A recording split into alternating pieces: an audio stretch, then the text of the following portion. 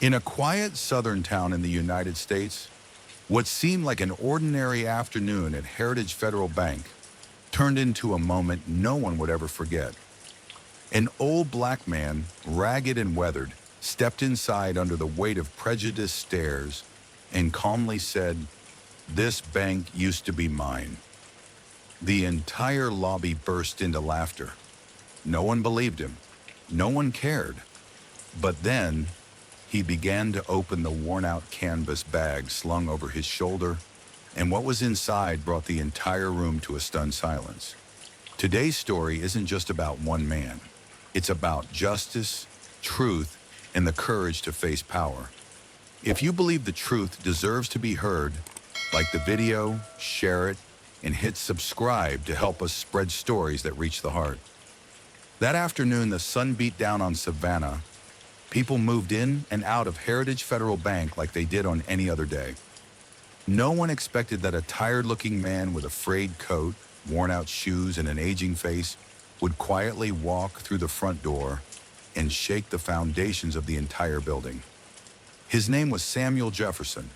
He was over 80, his back slightly hunched, his hair gray, his eyes deep and dark, eyes that had seen more than the world cared to remember. He didn't speak as he entered. He simply stood in the middle of the grand lobby where customers waited for their transactions. The chatter began to fade. Everyone turned to look at him. The black man with an old canvas bag slung across his shoulder, coated with the dust of the road and the years. A few whispers rose up, laced with discomfort and disdain. A middle-aged white woman clutched her purse tighter. A young teller scoffed and leaned over to whisper to a coworker. "Another lost old man. Probably thinks this is a shelter." "Or a nursing home," the coworker snorted. Samuel remained silent. He looked around, at every face, every glance, every furrowed brow. There was no fear in his eyes, no anger, only a calm that unsettled the room, like he had seen all this 1,000 times before. Then he took a deep breath, his thin shoulders lifting slightly. He took a few more steps, right to the center of the lobby, where the sunlight streamed through the glass windows and cast a pale glow over his frail frame. He stood tall, though his hands trembled slightly, his aging eyes locked onto the teller counters, where the staff had begun to feel the discomfort of his out-of-place presence. And then his voice rang out, slow, deep, and clear. "This bank used to be mine." The room erupted in laughter, harsh, mocking, incredulous. A short laugh burst from the lounge area and quickly spread like a wave of ridicule across the lobby. A male teller dropped his pen and slapped the desk. "Ha, and here I thought he was going to ask for spare change. Turns out he's a secret billionaire." Near the entrance, a tall security guard stepped forward. His name was Kyle Reynolds. White. His stare was cold and unflinching. He was a former military man, known for being strict, sometimes hot-headed. His hand rested on his belt, right above the holster. A move unspoken but clearly understood. He was on alert. Kyle spoke in a low, restrained voice, trying to keep things civil. "Sir, I'm going to have to ask you to leave. This isn't the place to make a scene." Samuel turned to Kyle. His eyes, though clouded with age, still held a strange, piercing clarity. He replied softly, unfazed, "I'm not making a scene. I'm just coming home, to where I belong." Once again, the bank fell into silence. Not because they believed him, but because there was something in his voice, a certainty that made people pause. Some customers stopped mid-sentence, curiosity beginning to stir. "Is that old man for real? Who knows, maybe he's crazy." The tension thickened, like a wire stretched too tight. Kyle took a step closer, his irritation showing. He leaned toward Samuel, his voice now low and ice cold. "I'll say this one last time. If you don't leave, I'm calling the police." Samuel didn't answer immediately. He gently removed the old canvas bag from his shoulder and placed it on the cold marble floor. It was a simple gesture, but one that froze the entire lobby. All eyes locked onto the bag. What's inside? No one dared say it aloud, but everyone thought it. Samuel slowly knelt down. His aged hands opened the worn bag. Each movement was deliberate, intentional. Not at all the fumbling of a senile old man. The room held its breath, as if even time itself had paused. And then, Samuel pulled something out. It wasn't a bomb. It wasn't a form for welfare. It was a brown ledger, the pages yellowed with age, its spine worn thin by time. Embossed on the cover, in faded letters, Heritage Federal Bank Ledger, 1949. No one laughed anymore. No one spoke a word as Samuel lifted the ledger. The afternoon light hit the cover, illuminating the faded ink and curling edges. He flipped it open slowly, each page crackling under his fingers. The handwritten entries blurred by time, signatures etched with the ghosts of history. His voice softened, as if reading aloud from a memory. This is the very first ledger of this bank. Year 1949. My name and the name of my partner are in here. Samuel Jefferson and Walter Carver. The moment the name Carver left his lips, it was like a bolt of lightning across a clear sky. A few glances twitched in surprise. Carver, the name that had been tied to Heritage Bank for 3 generations, a symbol of prosperity in Savannah. Everyone knew it. Everyone respected it. But no one had ever mentioned the name Samuel Jefferson. Samuel lifted his head, eyes now glistening, yet his voice remained steady. I laid the first foundation of this bank, from the first bricks, the first pennies of savings. Back then, no one believed a black man could build something great. But I did. I believed in my dream, and I believed in Walter Carver. The room was still as stone. Kyle, the security guard, remained frozen. His hand still hovered over his holster, but he didn't move. He was listening now, whether he wanted to or not. Samuel placed the ledger on the cold stone counter, then slowly reached into his bag once more. This time he pulled out a bundle of wax-wrapped papers, handling them with the care of someone holding the last relics of a life. One by one he opened them. The founding contract, share distribution agreements, capital contribution receipts, all marked with faded red seals and handwritten ink from nearly 80 years ago. He pointed to one of the pages. This is my signature, and this is Walter's. We were co-owners, but a few years later, once the bank started turning a profit, everything changed. Samuel paused. His gaze drifted not to the papers anymore, but to some faraway time now lost. Walter told me a black man like me couldn't be seen publicly as a co-founder, that my presence made the shareholders uncomfortable, that I should step aside for now so the bank could grow. I trusted him. I handed over the papers, let him sign temporarily in my place. We were friends, we were brothers. I didn't think he'd betray me. His hands trembled, not from age, but from a wound long buried that had never truly healed. But that was the last time my name appeared on any document. A young female teller behind the counter gasped. She turned to her coworker, eyes wide with disbelief.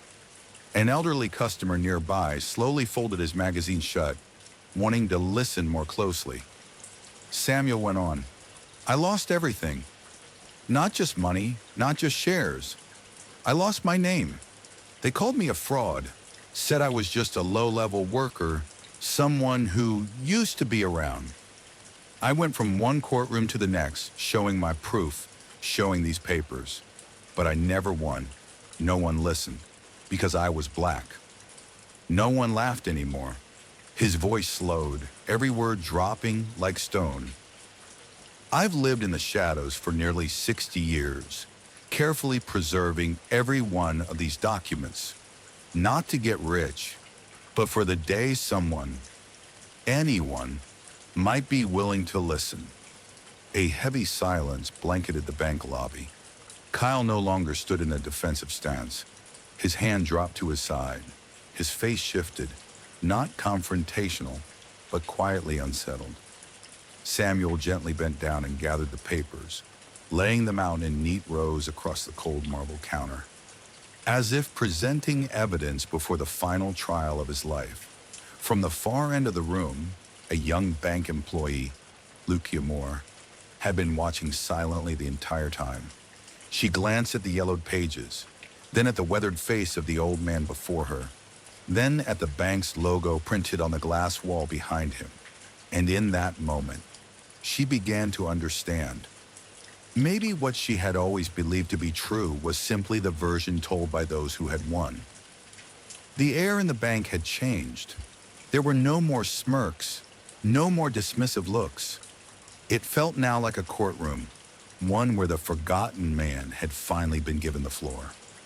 Samuel remained standing, quiet and composed, beneath a dozen uncertain, bewildered gazes. He wasn't angry. He didn't plead. He simply laid down the truth he had carried for over half a century. Each document, each handwritten note, each signature, falling onto the cold floor like puzzle pieces of a long-buried truth. Behind the counter, the bank's manager, Andrew Whitman, had stood up at some point. He was a tall, composed man with salt and pepper hair, known for his professionalism, caution, and unwavering adherence to protocol. But this time, protocol offered no guidance.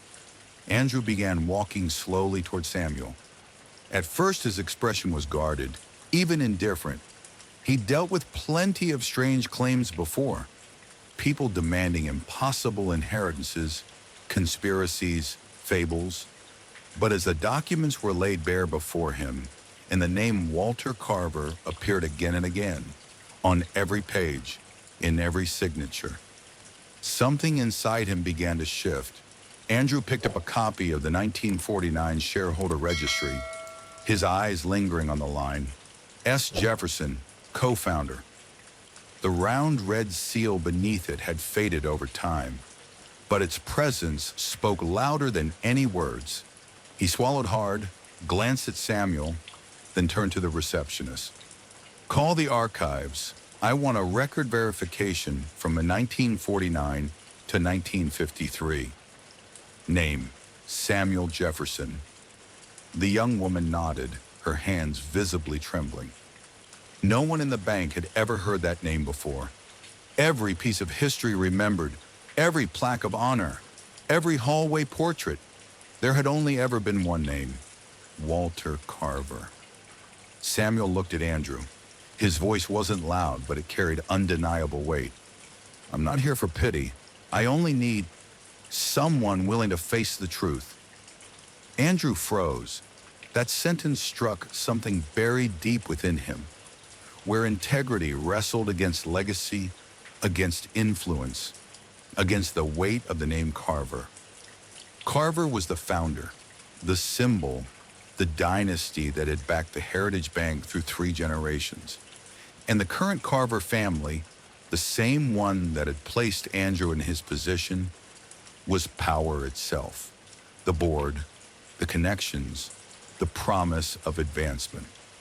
And now an old man in a tattered coat stood before him, demanding the return of an entire system built over 70 years. It wasn't easy to believe, but it was impossible to ignore.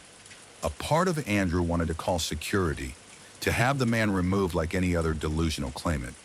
But the other part, the quieter voice, the one he'd long neglected, was rising.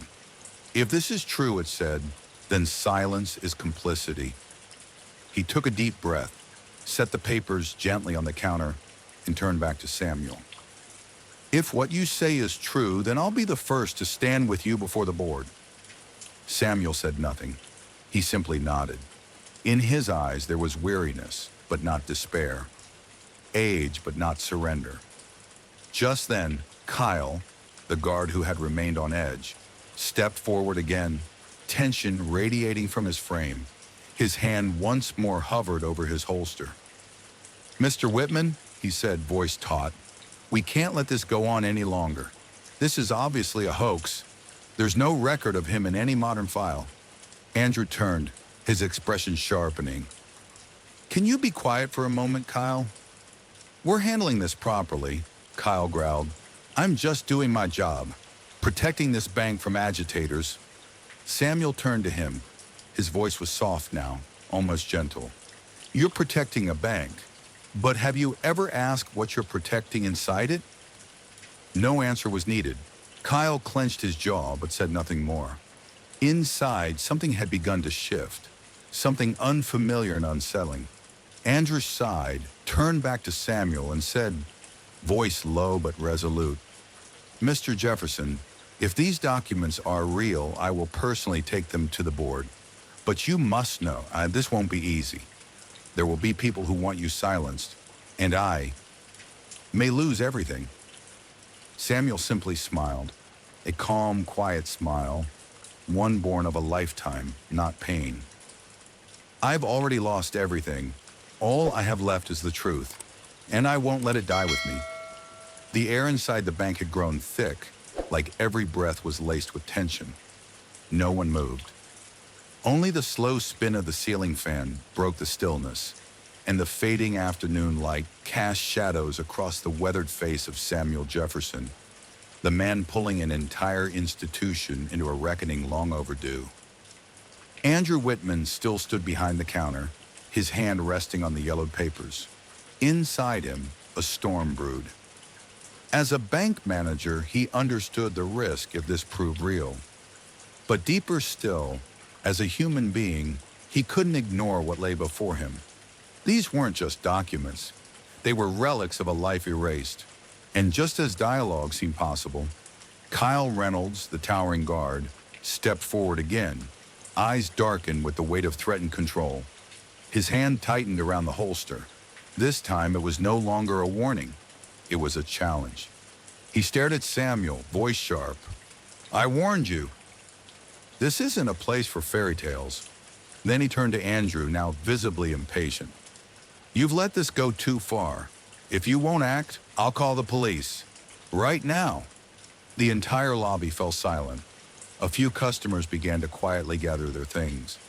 A mother pulled her child toward the door. The compassion that had started to blossom was slowly being smothered again, not by Samuel, but by the fear of what power might do when it feels cornered. Samuel stood firm. He didn't flinch, his back straight, his eyes locked on Kyle. Not with anger, not with fear, but with a quiet steadiness that said, "I came prepared. I'm not here to cause trouble. I'm here to reclaim what was always mine." Kyle stepped closer. His voice rose, silencing every other sound. "I don't care who you think you are, but if you're still standing here in 1 minute, I will restrain you." Samuel didn't move, but before Kyle could take another step, something unexpected happened. From behind the counter, a slight figure emerged, moving swiftly toward the center of the lobby. It was Lucia Moore, the young intern who had watched everything in silence. In her hand was an old banknote, pulled from the faded stack Samuel had brought. She gently placed it on the table before him, saying nothing, only bowing her head. A small gesture, but it rang louder than any defense. The room stilled. Samuel looked at her, and in his aged eyes there was a flicker of something rare. Hope. Not because of the money, but because a young soul had chosen to believe. Not in myth, but in the unspoken truth history had buried. Lucia straightened. Her voice was soft but firm. "I believe you, Mr. Jefferson. There are things from the past we were never taught properly, and I think it's time we made it right." A drop had fallen into still water, and ripples followed. Another employee, Josh, who had laughed at Samuel earlier, walked slowly forward, picking up a sheet from the pile. He placed it beside Lucia's banknote. "I'm sorry for what I said before. I believe you too." One by one, employees stepped out from behind their desks. They didn't speak much. They bowed. They placed their hands on the documents and stood beside Samuel, as if bearing witness to a truth long denied. Kyle looked around, truly shaken now. He didn't understand what was happening. With each gesture, each silent act of defiance, his control slipped further away. Control he had always believed was right,